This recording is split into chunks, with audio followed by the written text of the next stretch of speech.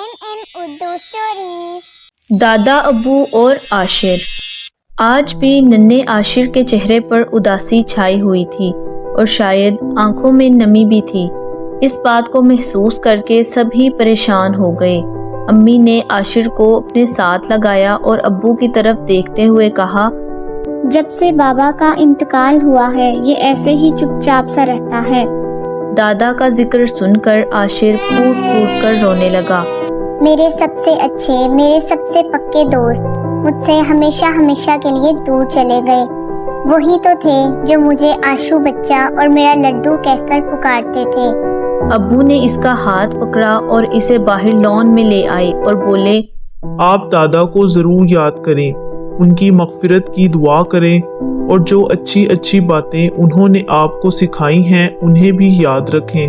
अगर आप ये सब करेंगे तो यकीनन उनकी रूह बेहद खुश होगी।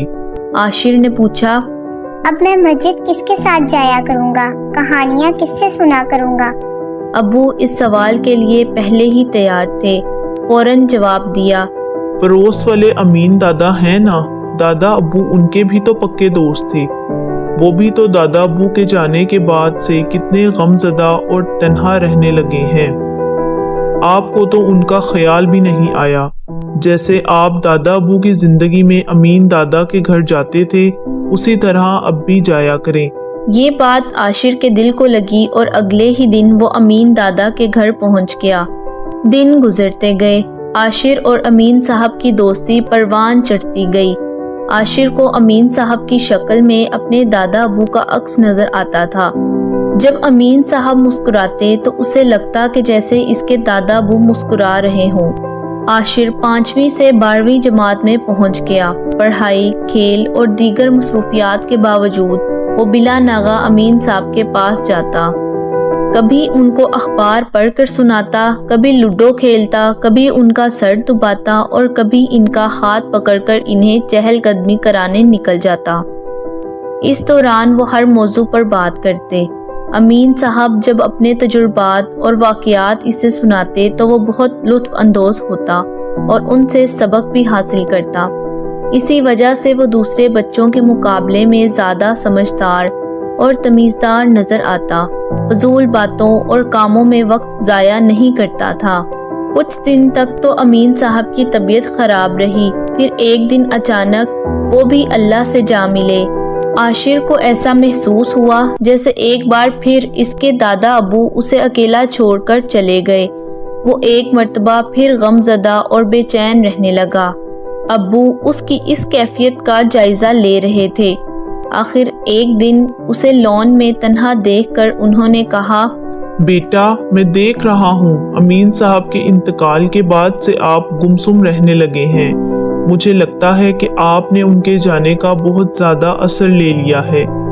आशिर ने सर झुकाते हुए कहा, जी अब्बू ऐसा ही है। दादा अब्बू के बाद अमीन दादा मुझे बहुत अजीज हो गए थे। मुझे ऐसा लगता था कि मुझे जो भी कामयाबी हासिल हुई है वो उन्हीं की दुआओं की वजह से हुई है। अब्बू आप ही बताएं आखिर मैं क्या करूं कि मेरा दिल मुतमईन हो जाए।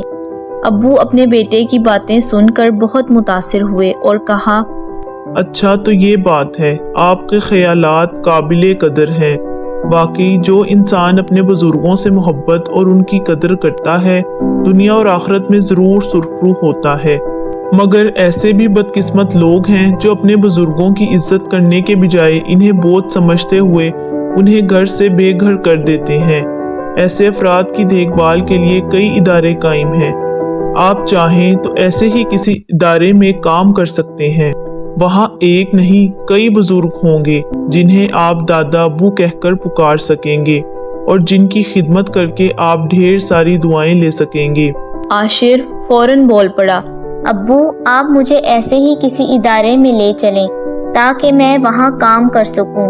अब्बू ने इसका माथा चूमते हुए कहा, क्यों नहीं, बल्कि आप चाहें तो अपने दोस्तों को भी इस नेक काम में शामिल कर सकते हैं।